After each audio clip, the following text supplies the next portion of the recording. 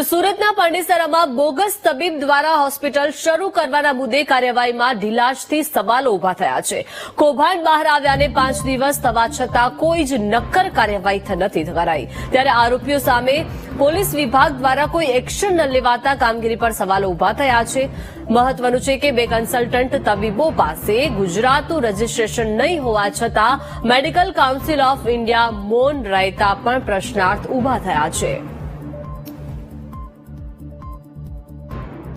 તો સુરતના પાંડેસરામાં બોગસ તબીબ દ્વારા હોસ્પિટલ શરૂ કરી દેવામાં આવી હતી અને આ સમગ્ર કૌભાંડ બહાર આવ્યું તેને 5 દિવસ જેટલો સમય પણ થઈ ગયો છે, પરંતુ ક્યાંક ને ક્યાંક આ મુદ્દે કાર્યવાહીમાં ઢીલાશ થઈ રહી છે અને આ ઢીલાશથી હવે સવાલો ઉભા થઈ રહ્યા છે, કેમ કે કૌભાંડ બહાર આવ્યાને 5 દિવસ થઈ ગયા છે પરંતુ હજુ સુધી નક્કર કાર્યવાહી નથી કરાઈ।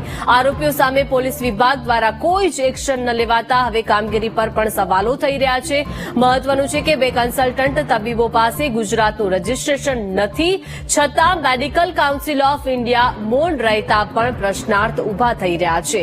બોગસ તબીબો દ્વારા હોસ્પિટલ શરૂ કરી દેવામાં આવી હતી અને હવે અત્યાર સુધી કોઈ જ કાર્યવાહી ન થતા આ કૌભાંડ બહાર આવ્યાને 5 દિવસ જેટલો સમય પણ થઈ ગયો છે, પરંતુ કોઈ જ નક્કર પગલાં ન લેવાતા અનેક સવાલો થઈ રહ્યા છે।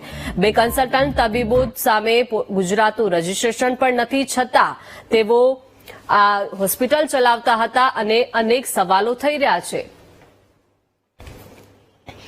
વધુ માહિતી સાથે સંવાદદાતા ધ્રુવ જોડાઈ ગયા છે। ધ્રુવ, સુરતના પાંડેસરામાં બોગસ તબીબ દ્વારા હોસ્પિટલ શરૂ કરવામાં આવી હતી અને જ્યારે આ કૌભાંડ બહાર આવ્યું તેને 5 દિવસનો સમય પણ વીતી ગયો છે, આરોપીઓ સામે કોઈ જ નક્કર પગલાં નથી લેવાતા, સવાલો અનેક છે। ધ્રુવ, બિલકુલ સાચી વાત છે। સુરતના પાંડેસરા વિસ્તારમાંથી ઝોલાછાપ તબીબો હોય તે પ્રકારનું આખું એક હોસ્પિટલ ઝડપાયું હતું।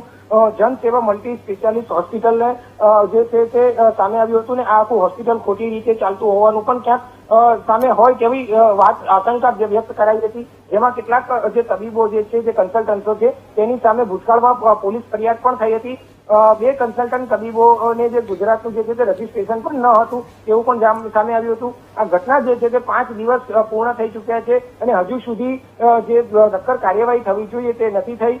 પાંડેસરા પોલીસ પણ આ મામલે તપાસ કરી રહી છે તેવું કહેવાઈ રહ્યું છે, પરંતુ હજુ સુધી કોઈ પણ ડોક્ટરની કે જે આરોગ્ય સાથે ચેડા કરતા હતા એવા ઝોલાછાપ તબીબોની પણ જે છે તે ધરપકડ નથી કરવામાં આવી।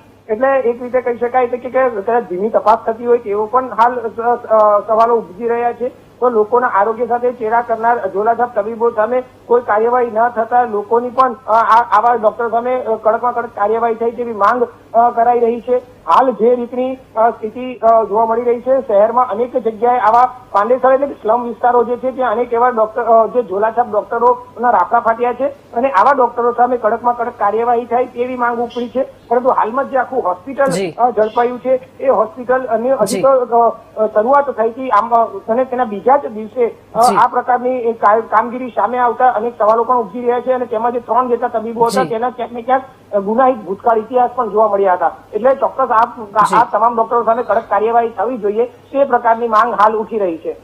જી આભાર ધ્રુવ, વિગત આપવા બદલ।